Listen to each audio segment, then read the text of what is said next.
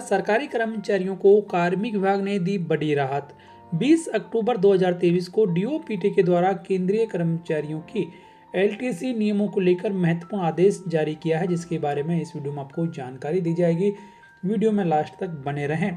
केंद्रीय कर्मचारियों को एलटीसी का लाभ दिए जाने के संबंध में 29 अगस्त 2022 को डीओपीटी के द्वारा एक आदेश जारी किया था, जिसमें केंद्रीय कर्मचारियों को एलटीसी के दौरान कौन कौन से नियमों को फॉलो करना है, कैसे टिकट बुक करना है, कहां से टिकट बुक करना है और टिकट बुक करने के बाद में क्लेम कैसे करना है, क्लेम का रिइंबर्समेंट कर्मचारियों को कैसे किया जाएगा, इस सब के बारे में नियम जारी किए गए थे।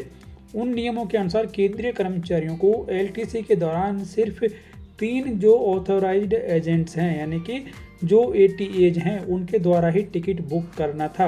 और बुक करने के दौरान सरकारी कर्मचारियों को उनका जो टाइम स्लॉट है, उस टाइम स्लॉट के दौरान जो भी चीपेस्ट फेयर है वो टिकट बुक करना था। और इसके प्रूफ के रूप में सरकारी कर्मचारी को जो विंडो का स्क्रीनशॉट है उसका प्रिंट लेकर अपने पास रखना था और उस प्रिंट को अपने ऑफिस को क्लेम रिइंबर्समेंट के दौरान सबमिट करना होता था। ये शर्तें उस आदेश में जारी की गई थी 29 अगस्त 2022 के आदेश में। लेकिन बहुत सारे कर्मचारी ऐसा नहीं कर पाए। उन्होंने टिकट बुक करने के दौरान जो स्क्रीन उनके सामने थी उसका स्क्रीनशॉट नहीं लिया, जिसकी वजह से उनके एलटीसी क्लेम का रिइंबर्समेंट उन्हें नहीं किया गया, उनको रोक दिया गया।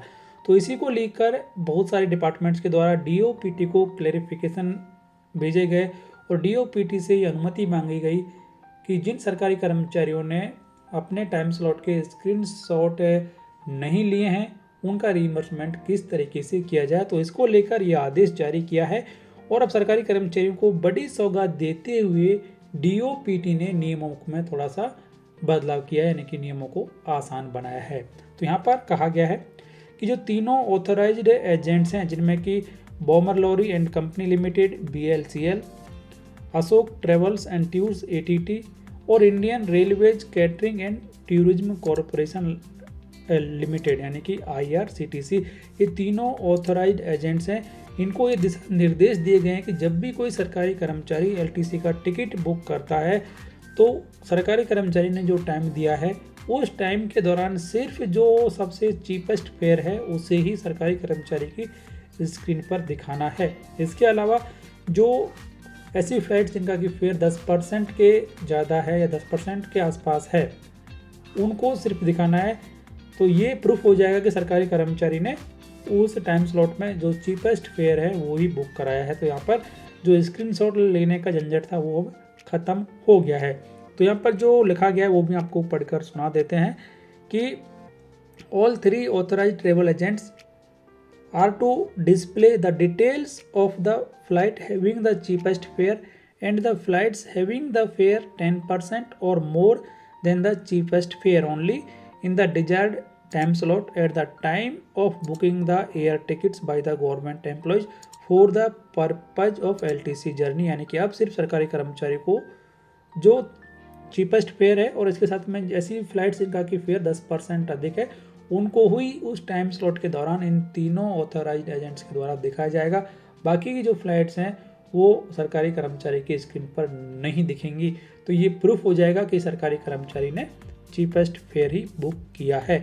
तो आगे यहाँ पर कहा गया कि therefore the booking of the air ticket for the purpose of LTC on the website of these 3 authorised travel agents shall itself be a proof that the ticket booked by the individual government employee was of the cheapest fare as provided under the guidelines. तो ये काफ़ी बड़ी राहत कर्मचारियों को दी गई है। और उसके बाद में all 3 authorized agents shall indicate the word LTC on tickets issued for the LTC journey, यानी कि जो टिकट है उस पर आपके LTC भी लिखा आएगा। पहले ऐसा नहीं आ रहा था कुछ मामलों में, तो अब टिकट पर ये साफ लिखा आएगा कि LTC ये फेयर है और चीपेस्ट फेयर है उस टाइम स्लॉट का। तो कर्मचारियों को काफ़ी अच्छी राहत भी यहाँ पर दे दी गई है। और इसके अलावा ऐसे सरकारी कर्मचारी जो कि फ्लाइट जर्नी के लिए इंटाइटल नहीं है, उन सरकारी कर्मचारी को अभी भी जो चीपेस्ट फेयर है उसका स्क्रीनशॉट लेना है, उसका प्रिंट आउट अपने पास रखना है, तभी जाकर उनका क्लेम रिइंबर्समेंट किया जाएगा।